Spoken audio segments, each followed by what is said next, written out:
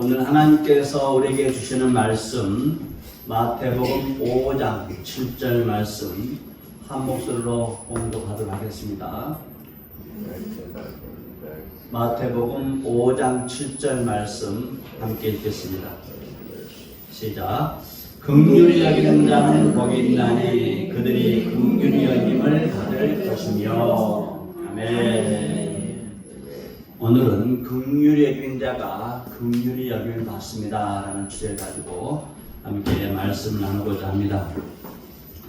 현재 각 나라에서 기근과 지진과 홍수와 또 쓰나미, 폭염 그런 것으로 인하여 많은 사람들이 생명을 앗아가고 있는 그런 뉴스들을 자주 접하게 됩니다. 2023년 튀르키예, 옛날 터키죠. 튀르키예에 지진이 나서 5만 명 이상이 세상을 떠났고 10만 명 이상이 부상을 당했습니다. 그리고 2004년 인도네시아 수마트라 그 해역에서 지진이 났는데 그 지진으로 인하여 해일, 쓰나미가 몰려와서 무려 23만 명 이상이 그 동남아시아에 있는 23만 명 이상의 사람들이 세상을 떠났습니다. 그리고 최근 텍사스에서 7월 4일경에 갑자기 폭우가 와서 급류로 인해서 무려 134명의 사람들이 급류에 죽게 되었습니다. 또한 최근에 지난 30일 7월 30일 날 러시아 극동 파이스트 쪽에 캄차카 반도에서 그 바다에서 지진이 진도 8.8의 진도가 발생하면서 쓰나미가 발생해서 이 일본과 이런 쪽에 전부 쓰나미 경보가 내리는 그런 상황까지 왔습니다. 그러나 예수님께서 마지막 때의 징조에 대하여 말씀할 때에 바다와 파도의 성난 소리로 인하여 사람들이 큰 고통을 받을 것이라고 말씀하셨습니다. 누가복음 21장 25절에 보면 이럴 성실에는 징조가 있겠고 땅에서는 민족들이 바다와 파도의 성난 소리로 인하여 곤란함 중에 권고하리라 이렇게 말씀드렸습니다. 바다와 또 파도의 성난 소리로 인하여 사람들이 큰 고통을 받게 될 것이다 이렇게 말씀해 주고 있는 것입니다. 그리고 마지막 때의 가장 중요한 그 징조 가운데 하나는 사람들이 이기적이고 또 무정하고 정이 없고 사랑이 식어지고 부모님의 말씀을 거역하는 그런 현상들이 더 심해진다는 거예요. 마태복음 24장 12절 말씀 보면은 불법이 성함으로 많은 사람의 사랑이 식어지리라. 갈수록 사람들이 불법을 많이 하게 되고 사람들이 점점 냉정하고 사랑이 없어지고 무자비하고 인정이 없어진다 그런 말씀입니다. 이런 말씀에 대하여는 디모데후서 3장 1절에서 3절에서도 마지막 때의 사람들의 증상에 대해서 말씀해 주고 있습니다. 너는 이것을 알라. 말세에 고통하는 때가 이르러 사람들이 자기를 사랑하며 돈을 사랑하며 자랑하며 교만하며 비방하며 부모를 거역하며 감사하지 아니하며 거룩하지 아니하며 무정하며 원통함을 풀지 아니하며 모함하며 절제하지 못하며 쌓아나오며 또 선한 것을 좋아하지 아니하며 이렇게 말세의 사람들이 나타나는 증상에 대해서 말씀해 주고 있습니다. 우리가 자주 사용하는 말 중에 에이 인정머리가 없어 이런 말 쓰지 않습니까? 에이 인정머리가 없어. 야박하고 이기적이고 자기만 생각하고 냉정한 그런 사람들에 대하여 에이 인정머리도 없는 사람 이렇게 이야기를 합니다. 마지막 때가 되면 사람들이 인정머리가 없다는 거죠. 자기만 생각하고 이기적이고 교만하고 부모님의 말씀을 거역하고 또 감사하지도 아니하고 무정하고 싸납다는 거예요. 갈수록 사람들이 사나워져요. 한마디로 마지막 때가 되면 사람들이 자기만 생각하고 다른 사람을 배려하고 다른 사람을 긍휼히 여기고 다른 사람에 대한 그런 애정과 또 깊은 동정감이 사라진다, 이렇게 말씀해 주고 있습니다. 그래서 오늘날 무서워서 사람이 살 수가 없어요. 사람들이 무서워서 집집마다 시큐리티 TV 그 카메라를 달아놓고 있어요. 교회도 달아놨지 않습니까? 무서워서 다루는 거예요. 그리고 어떤 지역에서는 너무너무 마트가 많이 대형 마트들이 털려가지고 이 마트가 강도들 도둑들에 의해서 견디지 못하는 거예요. 그래서 마트가 문을 닫았어요. 또 제가 알고 있는 곳에서는 식당인데, 햄버거 가게인데 그 식당 앞에 있는 차량이 도난당하는 거예요. 차를 훔쳐가요. 그래서 이 차량이 도난이 너무 심하니까 그 식당 자체를 문을 닫아버립니다. 너무 자주 심하니까 차량을 잊어버린 것이. 이렇게 사람이 살 수 있는 환경이 갈수록 척박하고 무서워져 가고 있다, 그런 말씀이죠. 우리나라 속담에 보면은 콩 조각도 나누어 먹는다, 그런 말이 있습니다. 콩 조각이, 콩도 작은데 콩 조각은 얼마나 작습니까? 그런데 그 작은 콩 조각도 나누어 먹는다는 것이죠. 갈수록 사람들이 험악해지고 정이 없다 보니까 예전에는 이렇게 콩조각도 나눠 먹고 서로 있는 것도 없는 사람에게 나눠주고 이렇게 했는데 요즘에는 이 콩조각도 나눠 먹는 그 시절이 그립게 되었다는 말씀입니다. 그런데 아직까지 콩조각도 나눠 먹고 서로 정을 나누고 사랑을 나누고 긍휼히 여기는 곳이 있다는 것입니다. 어딜까요? 바로 제자들의 교회입니다. 아멘.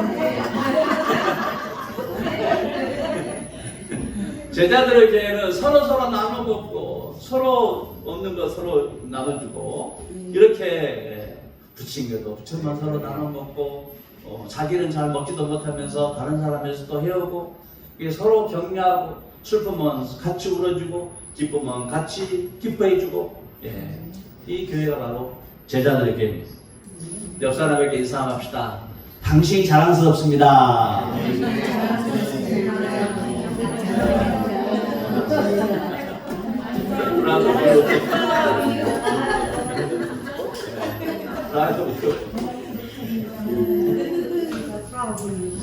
제자들에게 우리 교인들 보면은 아프면 찾아가 보고 슬프면 같이 울어주고 또 기쁜 일 있으면은 자기처럼 기뻐해주고 얼마나 좋습니까? 부추전 만들면은 혼자만 먹지 않고 또 가서 또 나눠주고. 사람들이 이런 말을 하면은 아직도 그런 데가 있어, 그럽니다. 그래 있어, 여기 이런 데가 있어. 이렇게 이야기합니다. 우리 이렇게 사랑과 긍휼과 자비와 인애와 정을 나눌 때에 우리도 사람들에게 정을 받게 되고 긍휼을 받게 되고 또 인애를, 사랑, 자비를 받게 되는 것이죠. 마태복음 5장 7절 말씀 생각하면서 한번 같이 읽어봅시다. 시작. 긍휼히 여기는 자는 복이 있나니 그들이 긍휼히 여김을 받을 것이며. 우리가 긍휼히 여기면은 우리도 다른 사람으로부터 긍휼을 받기 때문에, 하나님으로부터 긍휼을 받고 사람들로부터 긍휼을 받기 때문에 긍휼히 여기는 자가 복이 있다는 말씀입니다. 아멘. 이 긍휼이란 이 단어의 원래 히브리어는 라하밈이라는 단어입니다. 라하밈. 근데 이 라하밈은 레헴에서 나왔는데 이 레헴이라는 단어 뜻이 여성의 자궁 혹은 아이를 키우는 그런 태를 의미하는 것이 바로 레헴입니다. 그래서 이 긍휼이라는 이 단어는 모태, 자궁에서 유래된 단어라고 하는 것이죠. 네덜란드의 신학자이자 정치가였던 아브라함 카이퍼라는 분이 있는데 이 아브라함 카이퍼는 긍휼이 하나님의 가장 필수적인 성품이다 이렇게 말씀했어요. 하나님에게 가장 필수적이고 중요한 성품인데 그것이 바로 긍휼이라는 것이죠. 그렇다면 긍휼과 이 모태는 어떤 상관관계가 있을까? 어떤 관련이 있을까요? 산모가 아이를 갖게 되면은 어머니의 모든 영양소는 아이에게 보내줍니다. 그래서 여성들에게 골다공증이 많습니다. 산모가 갑자기 전에는 먹지 않던 그런 특이한 음식들을 먹고 싶어 해요. 특이한 음식들을. 그래서 여름철에는 추운 그런 겨울에나 나오는 그런 음식을 먹고 싶어 하고, 겨울철에는 여름에는 나오는 음식이 먹고 싶어 하고, 아주 특이한 그런 증상들을 보이는 왜요? 아이가 먹고 싶어 하기 때문에. 아이가 먹고 싶어. 이렇게 아이를 갖게 되면은 어머니의 생각과 몸 동작, 또 음식, 마음까지 모두 아이를 위한 그런 삶으로 바뀌게 되는 거예요. 그래서 또 아이를 출산하다가 어머니의 생명이 유독하게 될 때에 어머니들은 보통 어떤 것을 선택합니까? 나를 벌어서라도 아이를 살리라는 거예요. 나를 벌어서라도 아이를 살리는 것이 바로 어머니들의 마음입니다. 이것이 바로 긍휼이라는 것이죠.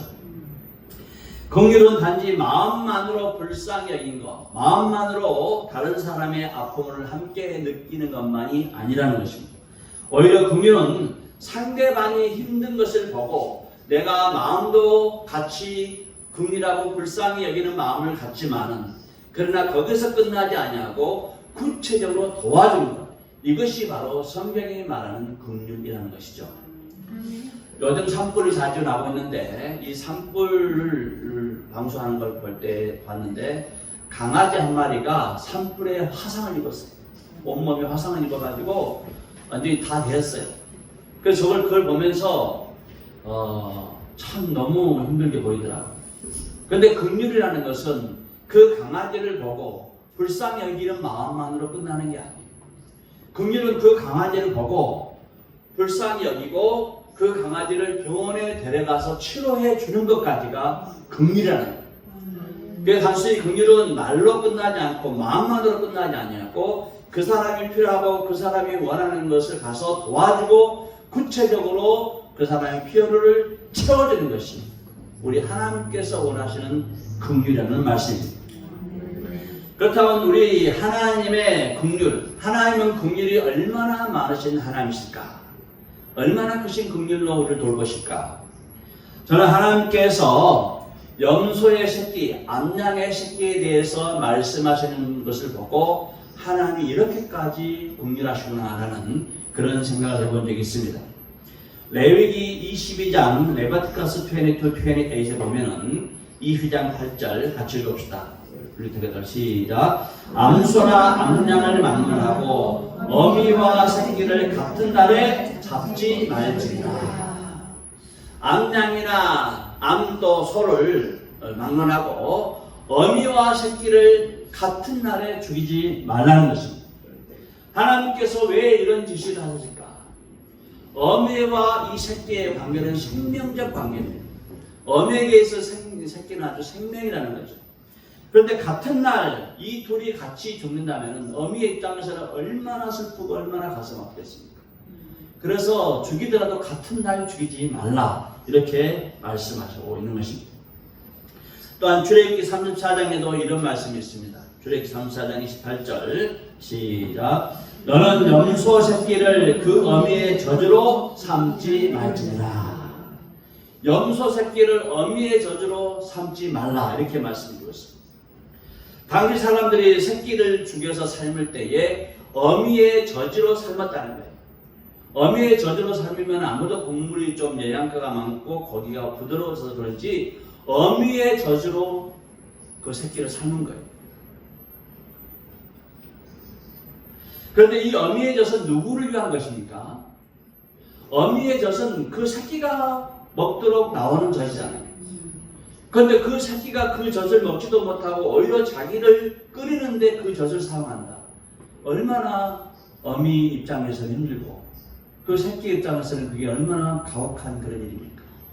그래서 하나님께서는 아무리 말 못한 짐승이라 할지라도, 아무리 죽기 위해서 태어난 그런 동물이라 하더라도 그렇게 무자비하게 정의 없이 긍휼 없이 그렇게 하지 말라, 이렇게 말씀하고 있는 것입니다. 우리 하나님께 죽기 위해 태어난 동물들까지도 긍휼을 베푸십니다. 그런데 하나님께서 하나님의 형상으로 만드신 사람들에게는 얼마나 크신 긍휼로 돌보실까요? Psalm chapter 10편 103편 13절 말씀 같이 읽겠습니다. 아버지가 자식을 긍휼히 여긴 같이 여호와께서는 자기를 경외하는 자를 긍휼히 여기시나니. 아버지가 자식을 불쌍히 여긴 같이, 긍휼히 여긴 같이 여호와께서는 자기를 경외하는 자를 긍휼히 여기신다고 말씀해 주고 있습니다. 그런데 우리 하나님은 긍휼을 베푸실 때 하나님으로만 계시지 않냐. 우리 하나님은 긍휼을 베푸시기 위해서 사람으로 오셨다. 아멘. 사람으로서 사람의 모든 것을 체험하십니다. 히브리서 4장 15절 말씀, 우리에게 있는 대제사장은 우리의 연약함을 동정하지 못하실 이가 아니요 우리 모든 일에 우리와 똑같이 시험을 받으신 이로되 죄는 없으십니다. 아멘. 우리 하나님은, 우리 주님께서는 우리의 연약함을 체휼하시고 우리의 연약함을 불쌍히 여셔서 신으로 하나님으로 계시지 않냐고 직접 사람으로 오셔서 사람이 겪고 있는 모든 슬픔과 아픔과 좌절과 심지어는 죽음까지도 경험하시면서 우리의 모든 삶을 친히 경험하시고 체휼하셨다는 말씀. 그래서 우리가 얼마나 큰 고통을 받고 있는지, 우리가 얼마나 인생을 살아가면서 힘들게 살고 있는지를 다 알고 계시기 때문에 우리가 하나님께 도움을 구하면 우리를 불쌍히 여기시고 긍휼히 여기시고 도와줄 줄로 믿습니다. Psalm chapter 10편 103편 14절 말씀 같이 읽겠습니다. 이는 그가 우리의 체질을 아시며 우리가 단지 먼지뿐임을 기억하시노라. 우리 주님께서는 우리의 체질을 아신다는 거예요. 여기서 이 아신다는 것은 마음으로 생각으로 아는 것이 아니라 경험해서 아는 것입니다. 그래서 우리가 얼마나 힘들고 얼마나 또 어려워하는지를, 고난받고 있는지를 우리 주님께서 경험해 보셨기 때문에, 사람으로 오셔서 경험해 보셨기 때문에 우리를 도와주시고 긍휼히 여겨 줄 줄로 믿습니다. 아멘.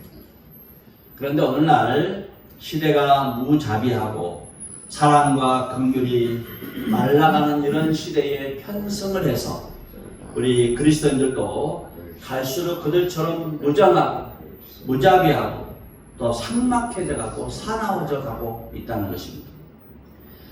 주의 긍휼을 무한정 받고 있으면서도 우리는 그 긍휼을 너무나 쉽게 망각합니다. 그래서 우리가 받고 있는 그 엄청난 긍휼과 사랑과 자비를 다른 사람들과 나누고 배려하는 데는 너무나 자비 없이 행한다는 것이죠. 그런데 우리가 이 받은 긍휼을 다른 사람들에게 베풀지 않으면 우리는 긍휼이 없는 심판을 받게 되는 것입니다. 야고보서 2장 13절 말씀 같이 봅시다. 긍휼을 행하지 아니하는 자에게는 긍휼 없는 심판이 있으리라. 아멘. 우리는 심판을 두려워합니다. 그러나 이 무시무시한 두렵고 또 무서운 심판을 이기고 심판대 앞에서 자랑할 수 있는 것은 바로 긍휼이라는 것입니다. 긍휼을 행하게 되면 심판장 되신 하나님으로부터 긍휼을 받게 되고 긍휼의 심판을 받게 될 줄로 믿습니다. 아멘. 예수님께서 마태복음 25장에 양과 염소의 비유를 하신 적이 있습니다. 가난한 사람들 찾아가고 헐벗은 자들에게 옷을 입혀주고 굶주린 자들에게 먹을 것을 주어주고 슬픈 자들에게 함께 울어주고 또 갇힌 자들 또 병든 사람들을 돌아보고 찾아보고 있는 것을 나누는 그런 사람들에게 우리 주님께서 주의 날 긍휼을 베푸시고 그들을 주의 잔치에 초대하신다고 말씀하십니다. 그러나 받은 은혜가 많고 긍휼이 많은 그런 사람들이 그 긍휼을 행하지 않으시다는 우리 주님께서도 그들에게 긍휼 없는 심판을 행한다신 것이죠. 잠언 19장 17절 말씀 돌아보면서 보면은 같이 읽겠습니다. 가난한 자를 불쌍히 여기는 것은 여호와께 구워드리는 것이니 그의 선행을 그에게 갚아주리라. 가난한 자에게 주는 것, 가난한 자에게 불쌍히 여기고 그 사람들에게 도움을 주는 것은 여호와 하나님께 빌려주는 것이다. 랜드 하나님께 구워준다는 것이지. 우리 하나님께 우리가 하나를 빌려주면 우리 하나님은 우리에게 하나만 주시나요? 우리 하나님은 우리에게 하나만 주시는 하나님이 아니라 후히 되어서 누르고 꾹꾹 눌러가지고 흔들어서 사이사이 들어가게 흔들어서 우리에게 넘치도록 안겨줄 줄로 믿습니다. 하나를 주시면 30배, 60배, 100배를 주시는 분이 우리 하나님이세요. 그런데 안타까운 것은 오늘날 교회는 우는 자들과 함께 울고 웃는 자들과 함께 웃으려고 하지 않으려고 해요. 교회가 권력자 또 부유한 자의 편이 되어가고 있다는 것이죠. 슬픔을 당한 자, 약한 자, 소외된 자의 교회라고 하는 말을 들어본 지가 꽤 오래된 것 같습니다. 오히려 교회가 권력자, 부유한 자들을 옹호하고 슬픔을 당한 사람들, 약한 사람들을 외면하고 있다는 것이죠. 무엇이 문제일까요? 무엇이 문제입니까? 목회자들과 성도들이 현재 추구하고 있는 이런 방향들이 잘못되고 가고 있으면서도 그것을 수정하지 않냐고 계속 그대로 가고 있다는 것이죠. 예수님의 제자들의 행동 속에는 예수님에 대하여 예수님께 영광을 돌릴 만한 것이 아무것도 없습니다. 예수님의 행동을 제자들의 행동을 자세히 보면은 이 제자들의 행동이 서로 싸우고 시기하고 자르다툼하고 배반하고 또 버리고 저주까지 하고 이런 제자들이었어요. 그런데 예수님께서는 이런 한심한 제자들을 향하여 저들을 통해서 내가 영광을 받았다고 하나님 아버지께 알려드립니다. 요한복음 17장 10절 말씀 보면은 내 것은 다 아버지의 것이요 아버지의 것은 내 것이온데 내가 그들로 말미암아 영광을 받았네. 제자들이 정말 얼마나 한심한 제자들입니까? 그럼에도 불구하고 예수님은 그 한심한 제자들 때문에 제자들로 인하여 영광을 받았다고 아버지 하나님께 이야기하는 거예요. 왜 그럴까? 어떻게 제자들이 예수님의 마음을 감복시켰을까요? 최소한 이 제자들은 예수님이 가시는 곳에 함께 가고 예수님이 긍휼히 여기는 사람들을 주님께서 긍휼히 여기는 그 사람들과 함께 긍휼히 여겼다는 거예요. 예수님과 함께 긍휼히 여겼어요. 그래서 나인생 과부의 아들이 죽었을 때에 제자들과 함께 슬퍼했고 나사로가 죽었을 때에 마르다의 오라비, 마리아의 오라비 나사로가 죽었을 때 예수님과 함께 슬퍼했어요. 5,000명이라는 사람들이 남자만 5,000명의 사람들이 해가지고 배고파할 때에 저들을 보내십시오 배고파합니다 라고 말할 정도로 긍휼을 느꼈던 제자들입니다. 그리고 예수님께서 죄인과 세리들의 친구가 됐을 때에 예수님 혼자만 그 집에 들어간 것이 아니라 제자들도 같이 죄인들의 집에도 들어가고 당시의 나라의 역적이라고 사람들 버림받았던 세리 집에도 같이 가서 밥을 먹고 그들에게 같이 어울린 거예요. 그래서 이 제자들은 예수님이 가시는 곳에 같이 가고 예수님이 슬퍼하는 곳에 같이 슬퍼하고 예수님이 긍휼히 여기는 사람들을 같이 긍휼히 여기면서 살아온 것입니다. 그래서 우리 주님께서 정말 제자들이 외형적으로 이 자격으로 이렇게 보면은 영광 받으실 만한 것이 없지만 제자들이 예수님과 함께 긍휼을 나누고 긍휼을 베풀었기 때문에 우리 주님께서 영광을 받게 되는 줄로 믿습니다. 네. 그러므로 사랑하는 성도 여러분들, 예수님의 발이 머무는 곳에 우리의 발도 머물고 예수님의 눈이 향하는 곳에 우리의 눈도 향하고 예수님께서 귀를 기울이시고 귀를 여시는 곳에 우리의 귀도 여십시다. 예수님께서 손을 내미신 곳에 그 사람에게 우리의 손도 내밀고 예수님께서 긍휼히 여기시는 그 마음으로도 그 사람을 향하여 긍휼의 마음을 여십시다. 우리 하나님은 살아 계십니다. 우리 예수님은 다 보고 계신 줄로 믿습니다. 우리가 다른 사람들을 긍휼히 여기고 불쌍히 여기고 돌보게 되면 우리 주님께서도 저와 여러분을 불쌍히 시고 긍휼히 주시고 우리에게 더 큰 긍휼과 사랑으로 축복하시고 돌봐줄 줄로 믿습니다.